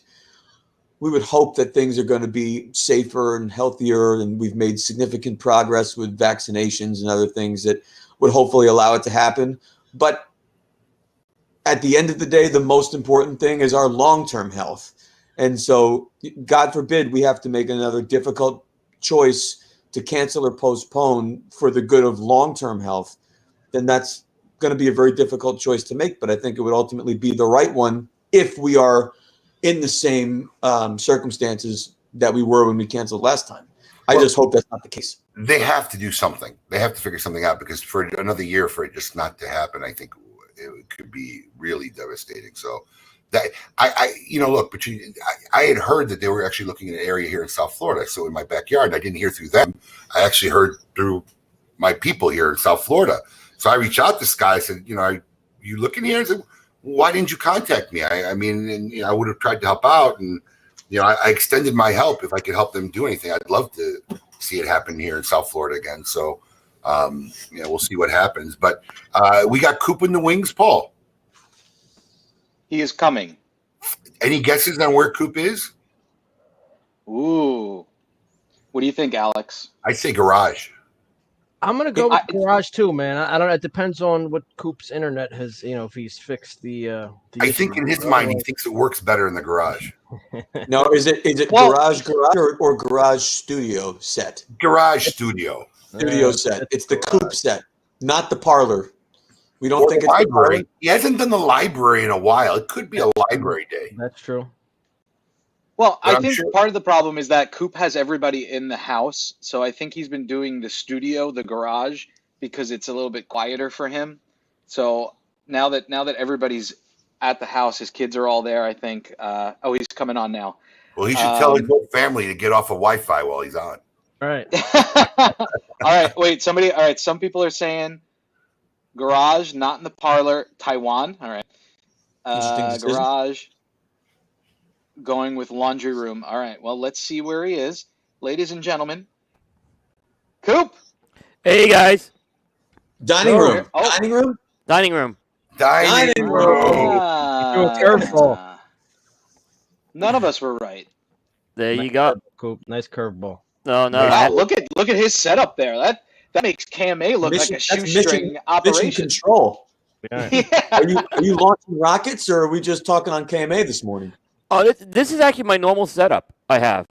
Well, you need to do every KMA episode from right where you're doing it now. Yeah, it sounds perfect. This is the clearest that your picture's ever been in sound quality since in the last 2 months. We've worked on it actually over the Christmas break. There's some things we've changed, which is good. You got one of your kids standing on the roof holding an antenna. Right. Exactly. They go little gerbil. So, Coop, I can only imagine you got questions for Michael. But before you do, what's any other than the current scoop we're covering now? Was there any other scoop this week you want to talk about? Well, I think there's just a couple quick ones. You touched on the TAA getting canceled already. So that came yesterday. I do know some of the advisory members were meeting earlier in the week, so I wasn't surprised to see an announcement come that the TAA is canceled. But they're gonna do that virtual as well as far as all the buying goes. So that's not really gonna be a surprise there. You know what's funny is this is the second year they canceled the TAA, and I haven't paid my dues yet for this year, and on purpose. I'm not sure where I stand with the TAA these days, but we've literally gotten like 7-8 emails in the last 2 or 3 weeks. Are you going to pay your dues? Are you going to pay your dues? And now I'm starting to wonder were they worried about getting all the dues before the announcement that they were going to cancel? Because they had to know the probability of canceling. It had to be at least 2 or 3 weeks old if they announced it. So I find it funny that for the first time in so many years, I got so many emails about whether I was going to pay my dues or not. I got them too, Abe. And here's the thing: I actually did pay my dues for 2021 late last year, and I'm still getting them. So I'm like, don't you guys know I actually paid? So I'm like, yeah, but I'm still getting in there. I got things through regular snail mail yesterday on it. Like, hey, you need to sign up for it. So I don't know how they're doing this. So what else is going on, Coop? Let me just say one thing on the PCA, Abe. I do want to challenge you on the bet, okay? But I do believe, and I'm not going to bet if there's a show or not, but I do want to challenge you that the show is going to happen in Vegas or not at all. Yeah, but that's not the bet I made, Coop. Why are you trying to change the bet? Because I want to challenge you and beat you at your game. Do I look like I'm an idiot? What was the bet you made? The bet was Eric had made a statement on the air that the PCA was not going to happen this year. And then I made a statement, I believe it will 100% happen. And then I went on to clarify is that I know that in the event that Vegas won't accommodate, they are looking for friendlier open states where they could throw a trade show. So, Abe, your bet is that a PCA trade show in person will occur in Vegas or somewhere else, but it's happening in 2021. Well, and Eric says technically, I didn't say in person, but that's the bet. But my thing was the PCA will not be canceled this year. They're going to have a PCA show somewhere, some way. And then Coop wants me to bet him that it's going to be in Vegas or not. I just told you my whole bet is I know they got contingency plans in case Vegas closed. Why would I make that bet? See, that's the thing with betting, Abe. There's always some kind of technicality, yeah. It's not a technicality. That's my bet. That's what I'm betting on. Technically, whether it's a lie, virtual, maybe just in the hearts and minds of members. Right. There's vague bets with strict technicalities. right. So my bet was the PCA show will happen in 2021. It will only happen in Vegas. I do know, Abe, there is some truth to what you're saying about them looking at alternate sites. They've been looking at alternate sites for a while. But I think the risk is too great to move it. I really do. What risk is there in moving it? You move it, and then there's a more local restrictions come in on having the trade show in that area. Like, suddenly they put a cap on gatherings, and then you're screwed. Well, there are states where there is no cap in gatherings right now.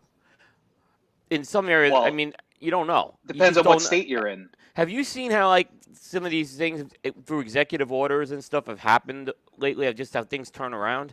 I think there's a huge risk in moving the show under these circumstances. I think in other circumstances, I understand it.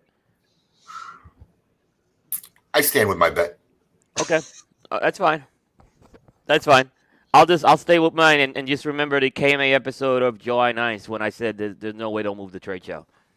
January 9th. July 9th. Oh, January 9th. January 9th. I'm sorry. Yes, thank you, Michael. It's a little early still.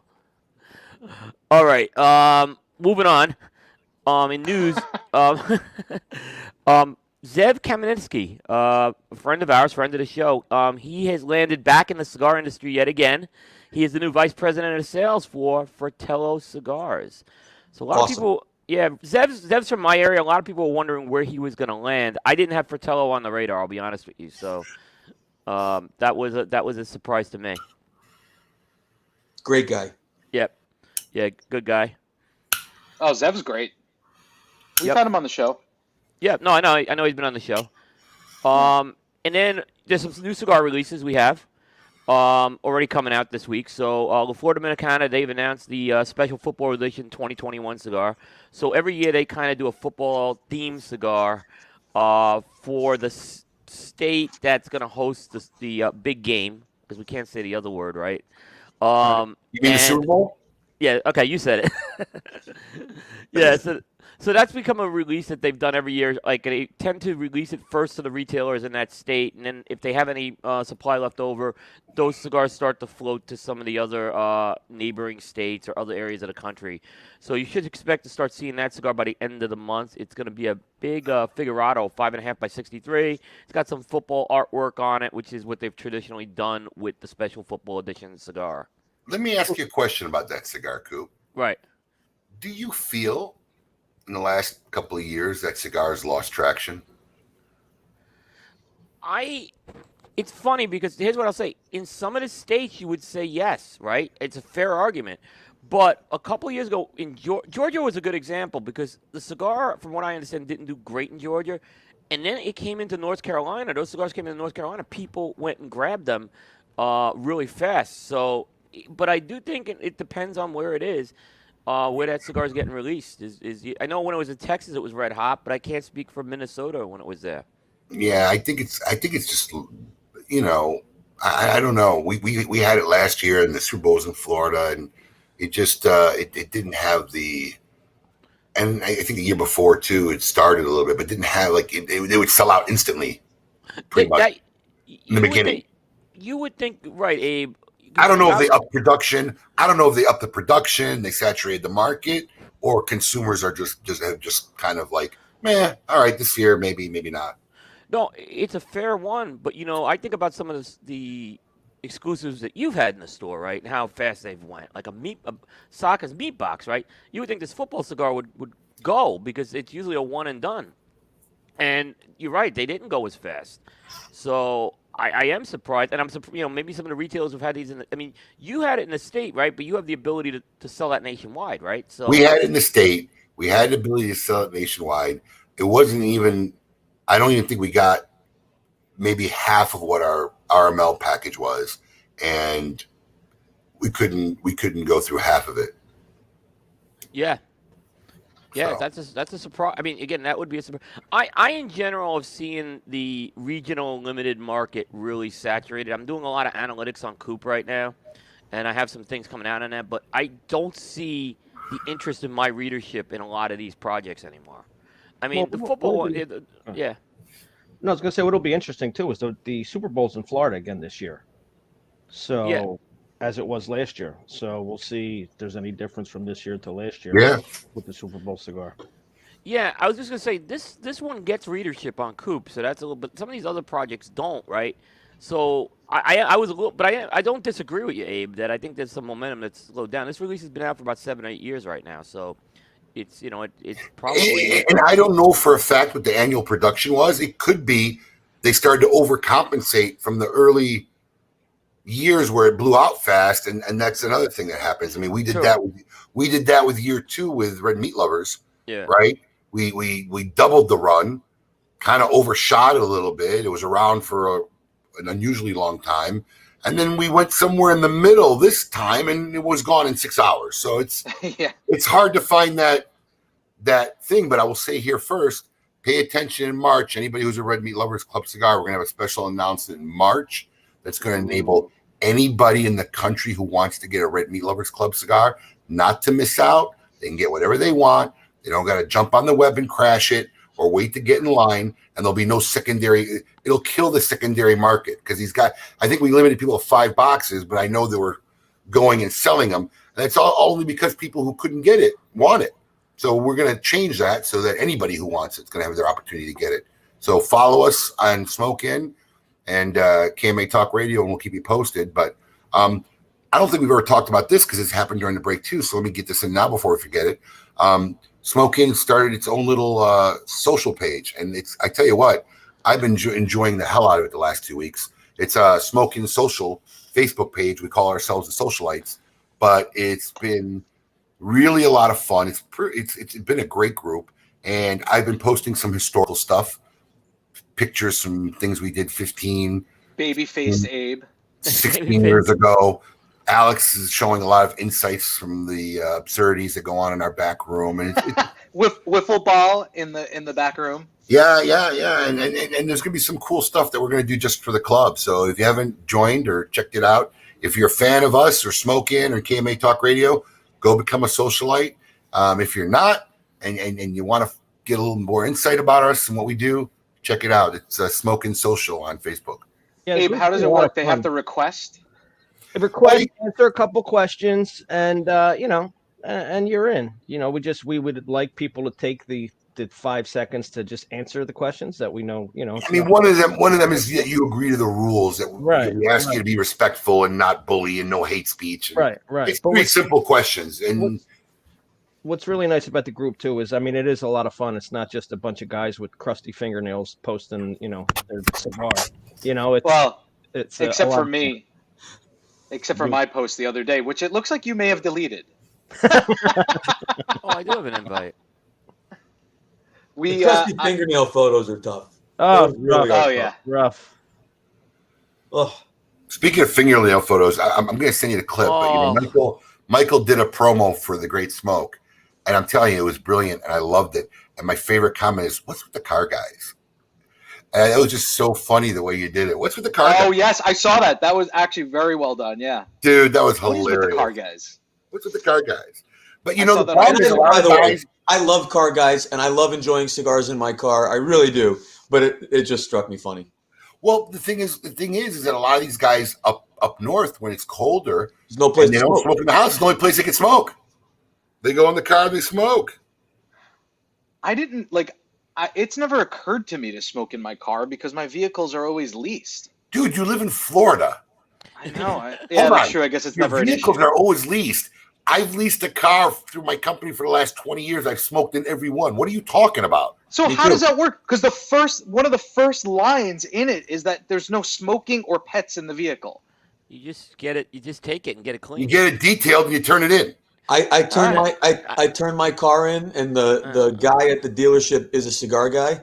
He jumped in and he's like, "Oh, it smells great in here." I was like, "Bro, fire one up before you bring it around, no problem." Paul, the easiest thing is when I get a rental car, I go to the Auto Bell car wash here, and I'll pay like $30 detail for the inside cleaning. It gets it right out. Really? Okay. And I never have a problem with. I shouldn't say it. Sometimes I'll try to bypass that, but in general, you just go and get the car clean when you return it. And well, cigar smoke is also different than cigarette smoke. Well, you also need to have a window down. You need to remember to take the butts out. You don't leave a coffee cup with 4 cigar butts filled with ashes in the car overnight. Right. There's some general hygiene that helps a little, but I think that also brings us back to the crusty fingernail, situation that some people don't necessarily pay the same amount of attention to the tidying. Yeah. Paul, they do the same. Another trick is too, if you have any of those air things, the air fresheners or whatever. I forget what's the brand that we sell here. It does pretty good in the red bottle. Blast. Yeah, the Blast. You got to pump it into the AC system. Yeah, give the vents a little spray. Oh, really? Okay. Oh, yeah, you pump it because that's where a lot of that stuff settles. So when you turn on the AC or the heat, you get all that blast of smoke. So you got to. And you should also have the fresh air intake in your car. You don't want to just yes, you don't want it recirculated. Recycle it. Absolutely. Yeah. All little tricks. Yeah, Paul. Another little trick is rent the car out of the airport as opposed to a local place because they don't pay as much attention to it. Right. And but what do you think these rental car places do when they get cars with smoke in it? They go to the car, they have a car wash, and they do the exact same thing as I'm doing, but they're going to charge you $250. Right. Yeah. So it's, I'm not breaking any rules because they're getting the car back probably smelling as good or better. This has been a riveting segment, by the way. Right? So, Coop, before, I'm sure you got some questions from Michael, but before, any other news, or is that it for the week? There's some other stories that broke. I mean, I'll just mention them quick. Placencia's got a new release right now. They have a new Hexagon Colorado Claro under the Almafuerte line. So Almafuerte is one of their more popular lines. The Hexagon is a 6-sided cigar. Literally, it has 6 sides. They use a mold with that. And it's been out for a while, and now they're releasing it with a lighter colored wrapper. It's still a Nicaraguan Puro. All right. Yep. And we'll have some other little stories up on the KMA site as well. All right. Any questions for Mike? So, Mike, I know you touched a little on this just before I came on, but how surprised were you with the reaction that you got when this story came out Wednesday?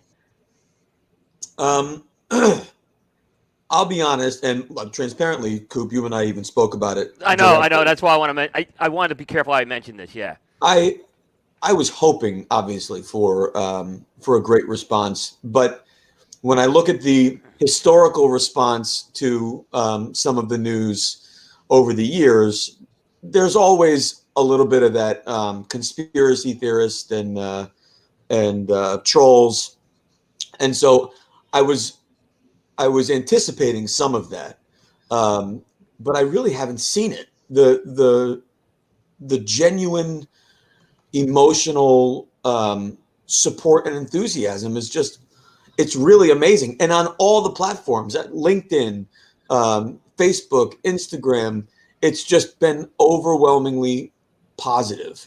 So, I'm just floored by it. I'm really floored by it. Yeah, I mean, you and I talked about this. I wasn't worried because I've seen other scenarios, like maybe in the same boat, and people in the industry just tend to, when something like this happens to a person that has done a really good job and is very likable, they usually rally behind them. So I was glad to see. Let me put it like this, Mike. I don't know if I told you this. My IT guy called me up about an hour after the story, and he says, "What's going on the website? There's a lot of traffic hitting," and it was, I guess, an alert. So that's only happened one other time. It's when they canceled CigarCon.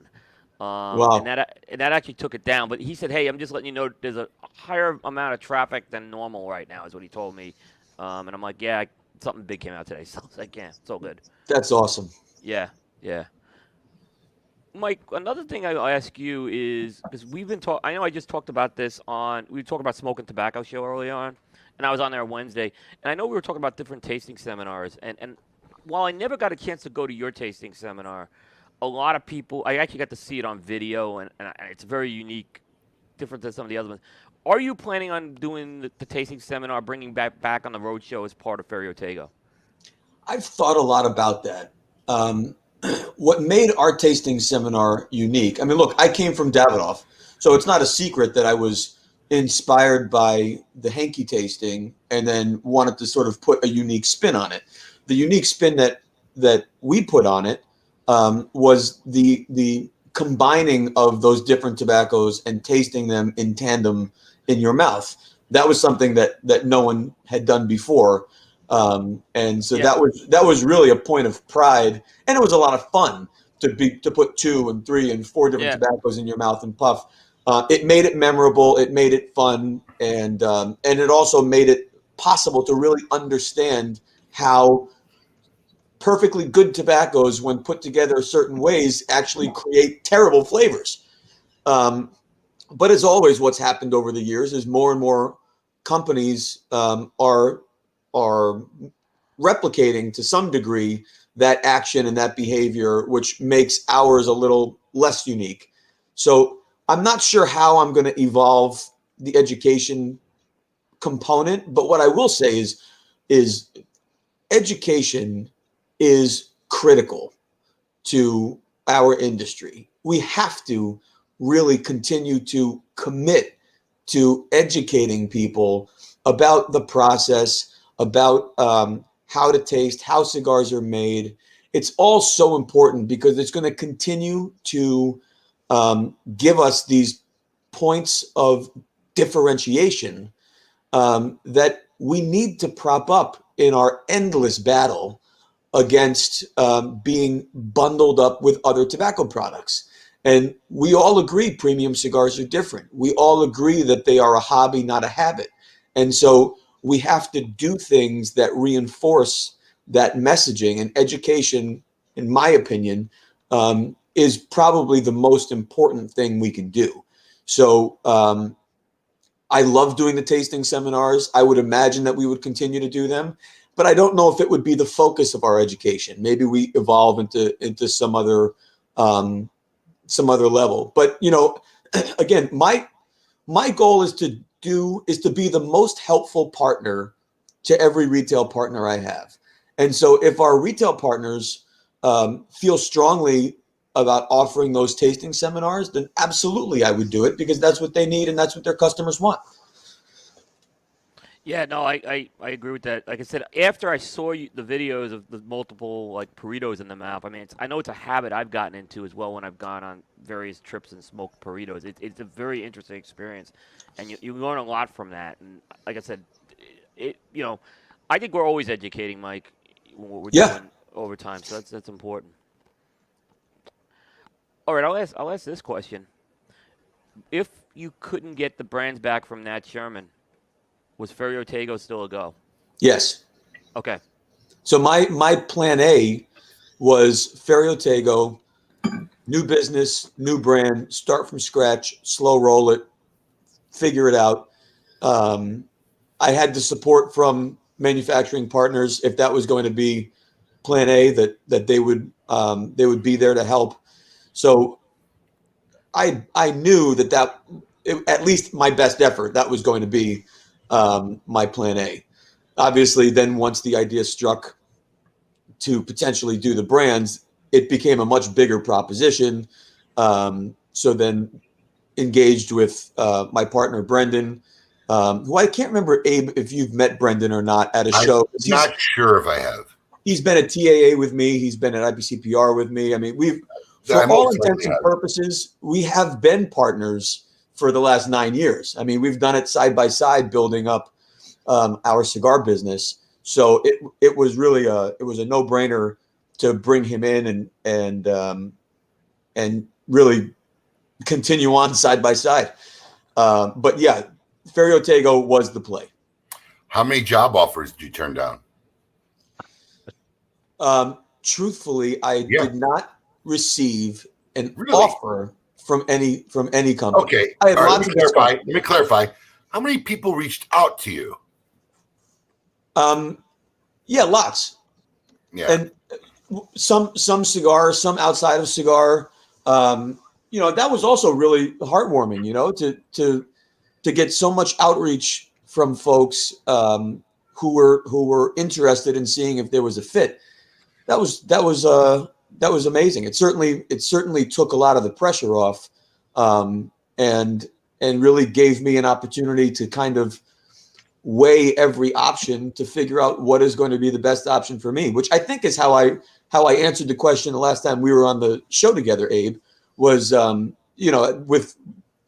with the soft landing that employees got, that I really was able to scrutinize every opportunity to figure out which one is the best for me and for my family long term. And Ferio Tego is the play. Awesomeness. Yeah, that's awesome. Yeah, that's that's so awesome. I'm so jazzed. I'm like so excited about it, man. I can't wait till you start having a team of employees underneath you. Yeah. They can start playing wiffle ball in the back office. In my endless commitment to not make money. I guess I should unsend my resume then. Hold on. Yeah, right. Dude, I've gotten a lot of outreach, and I'm grateful for it. Lots of outreach from people saying things like, I would love to work for you. Let me know when you have a team together. And that's so incredible. But then, I feel funny writing back, like, I'm on day 3 and there is no money. There's nothing left. We have exactly a budget of $0. So I have a question we haven't discussed. We got a few minutes left. So is the plan? Will there be an office? Will there be a warehouse? Will you be distributing out of your own building, or have you not figured any of that out completely yet? We've started the work to solve for those problems, so that's begun. We haven't made any final decisions. There's lots of options for route to market. Whether we do it in our own warehouse, whether we find a third-party warehouse to do that fulfillment, as is quite common in humidified storage, or whether we partner with another company as a brand that is part of another portfolio. I mean, those are basically the three scenarios that exist in the industry. And then no different than scrutinizing my own path. We have to figure out what is the best move for long term. So we're in the process of doing it now. We have time, right? We're going to jumpstart now with manufacturing the product. We know what that timeline looks like. We have to print materials. We know what that timeline looks like. So if we're talking about not even being able to sell anything until probably April, that gives us a lot of time to really scrutinize all of the options, find the right path and partnerships and facilities, and then we go. And Evan, you're hired, bro. Steaks and cigars, I got it. That's funny. You'll work for Steaks and Cigars. By the way, I've known Evan since I was 22. No, really? Yeah, bro. He's from up there. Yeah, he's from Jersey. You did know that. In fact, I think when you moved to Florida, I reached out and gave you a heads up. No. You sure, man? I've known him since my Davidoff days. Madison Avenue. No, listen, I knew he knew you from Madison Avenue. I just didn't put or New York. I wasn't even sure, man. But I just didn't put I never heard it was that long. Holy cow! Yeah, he just showed up one day, right, Abe? No, Jill Myers Rubenstein put us together. I think they live in the same complex. She had known him. She had done some events with him, and she said, "You and Abe have to meet." And she literally brought him in like 30 days before one of our great smokes. And I was trying to listen to him, but I couldn't listen to him. And I finally just said, "Look, my friend, can we talk again in 30 days, and whatever." And then he ended up reaching out to me 3 or 4 months later. And, he's like venereal disease. I'm stuck with him now for the rest of my life. Yeah, but now at least you have a certain amount of antibody that can deal with it. Let me tell you something. My initial exposure to Evan and the Red Meat Lovers Club, I think, was good for at least that first 6 months where I was going to almost every dinner. I think it was good for at least 20 pounds. Sadly, I might even think I'm exaggerating. Oh, he's a great dude. All right. Well, listen, we're going to do our Cigar Insane Asylum. I'm excited because it's a new intro. We had it ready last year. We did a Where Am I instead of Insane Asylum. And, based on my intro, Abe, it sounds like I'm in the Cigar Insane Asylum by being an entrepreneur and starting my own company. Based on the way you laid that out, you would think so, but wait till you hear the guy we got this week. All right, here we go. I really don't want to play this. Welcome to the Cigar Asylum. Did you know I'm utterly insane? We all go a little mad sometimes. Where logic and reason cease to exist.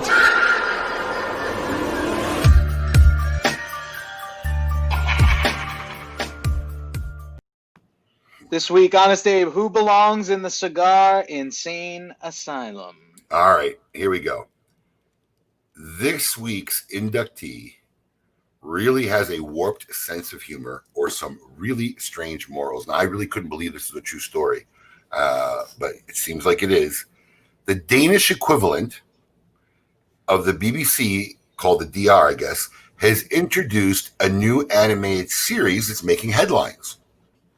The show is geared towards 4 to 8-year-old children and features John Dillermand, the man with the world's longest penis. There he is. He overcomes hardship and challenges with his record-breaking genitals. Unsurprisingly, the series has provoked a debate about what good children's television should and should not contain. Since premiering Saturday, opponents have condemned the idea of a man who cannot control his penis. DR, the Danish public service broadcaster, has a reputation for pushing boundaries, especially for children. The DR responded to the latest criticism by saying it could just as easily have made a program about a woman with no control over her vagina. Why? Why? And the most important thing was the children enjoyed John Dillermand. Yeah, DR, Danish radio, Danish broadcasting, whatever DR stands for, you guys are a bunch of kooks. And you belong permanently in the cigar insane asylum. Was his schlong on a grill? Yes, that was the real story. Yes. His schlong was lighting the grill. In the grill. Yeah. Uh-huh. Well, at least they clothe it. He clothes it. What you know, the he heck? puts- Yeah. That was truly awful. Awful. I had That was I had to all of it. source this.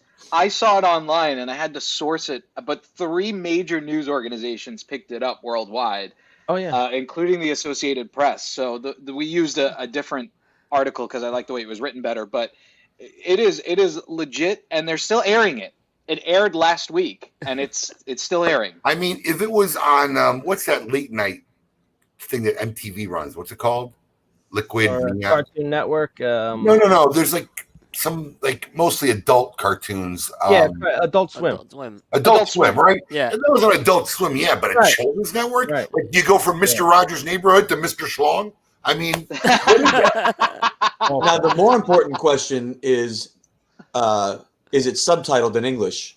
And can we watch it? I mean, Well, that's what we need to find out. Does it we can really find need out. to be I'll see if we subtitled, can Mike? find an episode. Well, that is truly awful. Well, listen, Mike. Wow. Patricia Briggs. I may be interested in this show. Wow. Before we roll out, can I get a little fight talk in with Coop? Yeah. Shoot. So Coop, I asked you, I prepped you. What's your 2020 fight of the year? I'm still evaluating it right now. I don't have. I have to still finalize it. Yeah. It's almost Valentine's Day. For Pete's sake. I know. Dude, I prepped him on the 19th. I told him I was going to ask him this question. Yeah, I should have been ready. I'm not. Who was your fighter of the year? My fighter of the year, Teofimo Lopez. That was mine too. And that's also my fight of the year. Not just because of how great the fight was. I mean, with Vasily Lomachenko, that fight, I believe, was up for grabs in the 12th round. But with his win, to me, it really ushered in a new generation of young fighters that are all within the same range between Lopez, Ryan Garcia, Devin Haney, Gervonta Davis. There's really an exciting young crop coming up that I haven't really felt this way about since the welterweights of the late 90s. Yeah. I think, like I said, I think there's a lot of exciting things to look forward to in boxing the next few years. I mean, even the heavyweights right now, it's still an intriguing situation there, which we haven't had that in a while. So I think there's a lot we're going to be able to see over the next 18 months for sure. We don't need any more Tyson fights. I'm going to agree with you on that. You guys are fine. I think Alex should do his own spin-off sideshow. He really should. He gets so adamant. I can't pronounce half the names. I'm a fight guy, man. I'm a boxing guy. I'm a boxing guy first. Yeah, he's from Philly. It's a fighting culture there, though. Boxing's huge there. I would, if I had to pick an event, rather than a Super Bowl, I'd rather be at a Vegas, Floyd Mayweather or one of the. I've never experienced that Vegas fight night atmosphere, and I'd love to. We were talking, my wife and I, about. I mean, I'll never forget the fight in Vegas. It was Holyfield and Bo in Vegas in the open arena, right? And this relates to some of the stuff we saw this week. And you remember the guy who came out of the parachute? The fan man. The fan man. Yeah. And do you remember what happened when that guy landed in the ring? Security beat the daylights out of this guy. Absolutely. I mean, I remember the security. There's videos of the security guys with the old big cell phones just whacking this guy. And I'm like, these security of Vegas could have been better than the security we saw this week in Washington. I said to them, because I just remember how they descended on this guy, and it was like he didn't have a chance. Yeah. Well, I want to thank Michael. I want to wish you all the best. Absolutely. I see great success ahead for you, my friend, and looking forward to see all the magnificent things that you're going to accomplish with your new venture. I want to thank you for bringing it to KMA and jumping on our show this week and letting us get the scoop on the future of you and your partner and your new company. Coop, once again, thank you as always for joining the show. Thank you. Alex, Paul, who do we got next week? I threw out my sheet. Oh, Nick Perdomo. Nick Perdomo. Thank you to Nick for being so accommodating. I really extremely gracious and understanding. So yeah, it was very good. Very kind. And we'll see you guys all next week on KMA Talk Radio. You want me to close with that video? You want me to play? Oh, did you get it? Yeah, I guess you didn't see my text. No. Go ahead, play it. Let's take a look at it. I love it. All right. Believe it or not, the Great Smoke 2021 is around the corner. It is going to be a game changer of an event. It always is, but this year, even more. Because not only will there be an intimate live event, it's also going to be virtual, which means you can get your party in a box sent to your house, and you can participate in this event wherever you are comfortable participating in. Maybe it's your basement, maybe it's your garage, your front porch, your bathroom, whatever it is, in your car. What's with the car guys, by the way? I mean, a neighbor's house, a neighbor's front porch, the backyard. It doesn't make a difference. The value of your ticket is $450, and it includes everything you're going to need to participate in this event virtually. But it's only $169. So buy your ticket, join us for the Great Smoke 2021. I love the hair, whatever you had going on there. Dude, I don't know what was going on with that. It's a good Hey, look. at least you can have something going on. So I love it. Thank you. Appreciate everybody. We'll see you all next week. Keep it lit. Ferio